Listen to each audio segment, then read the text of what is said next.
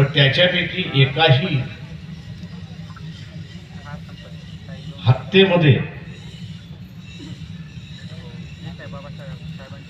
पोलिसाला शिक्षा झाली आहे असं उदाहरण नाही अशी असणारी परिस्थिती.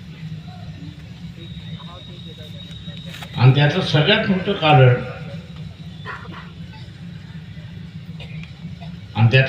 मोठं कारण असं आहे की कायद्यामध्ये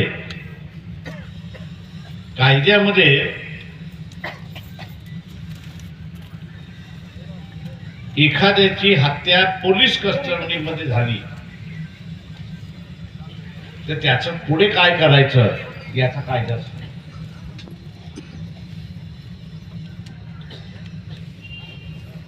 कायदा नव्हता. आणि म्हणून सगळेच पोलीस बरी व्हायची अशी असणारी परिस्थिती. पण या निमित्ताने आपण असणारा हा जो कायद्यातला कमतरतेपणा आहे त्या कायद्यातल्या कमतरतेपणाला धरून कोर्टासमोर आपण आणलं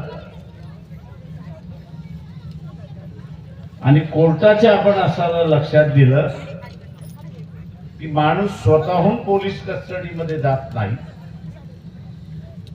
तर त्याला कोर्ट पोलिसाच्या कस्टडीमध्ये देते आणि कोर्ट पोलिसाच्या कस्टडीमध्ये देत असल्यामुळे त्या माणसाची हिंदीमध्ये ज्याला आपण हिफाजत म्हणतो त्याची सुरक्षितता ही कोर्टावरची आहे. त्याची सुरक्षितता तो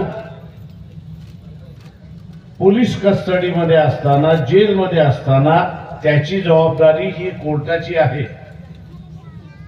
कोर्टाने ही बाब मान्य केली आहे आणि आता कोर्टच सरकारच्या पाठीमागे लागलेला आहे की तुम्ही कायदा करताय की नाही हे सांगा, नाही तर आम्ही तिथे कायदा करू असे असताना वेळ लागेल ह्याच्यात दुमत नाही. पण हा ज्या दिवशी कायदा लागेल त्या दिवशी परभणी मधले काही पोलीस हे अटक झाल्याशिवाय राहणार नाहीत हे आपण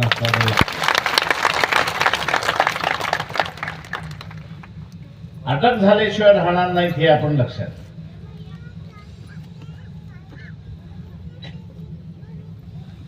आणि म्हणून आपली असणारी एक मोठी जबाबदारी असं मी त्या ठिकाणी मानतो.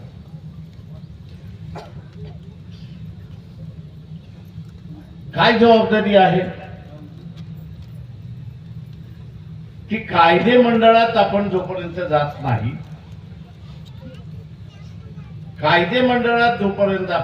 नाही, तोपर्यंत आपण कायद्यांमधली दुरुस्ती करू शकत नाही.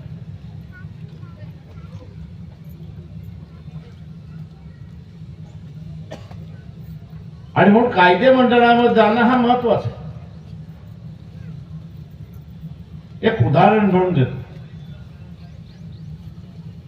परभणी महानगरपालिकेचं बजेट किती कोटीचं आहे?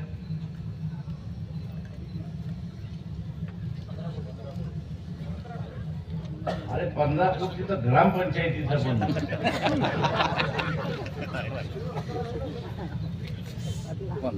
धरून चालू आपण असं 1500 कोटी.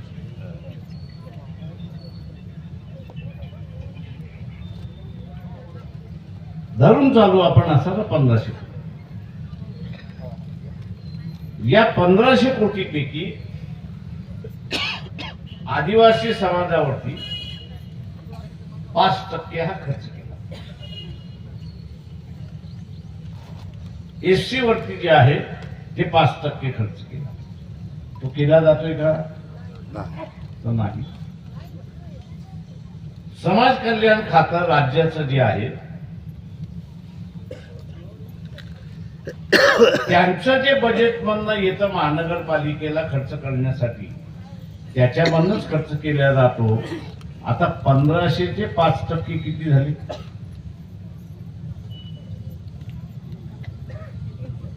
कोणाचं गणित चांगलं आहे? 60 लाख 60 लाख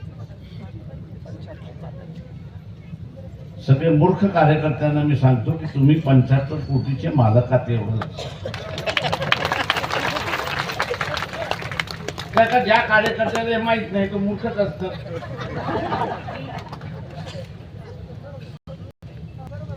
75 इथले 75 तिथले 150 कोटीचे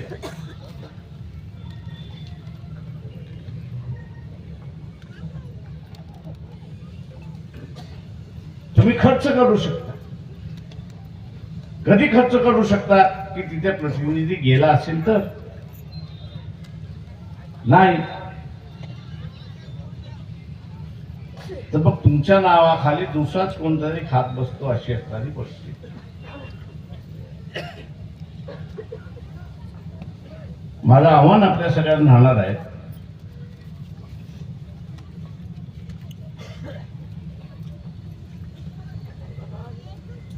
की बाबासाहेबांनी इथल्या असणाऱ्या सर्व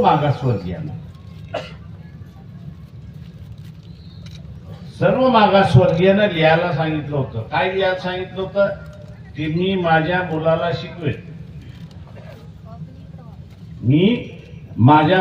शिकवेन, आणि दुसरं लिहायला सांगितलं होतं की मी सत्ताधारी आणि मी सत्ताधारी होईल.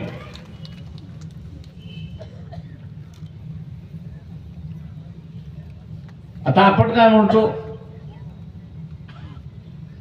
आता मुदत उभं राहिलेले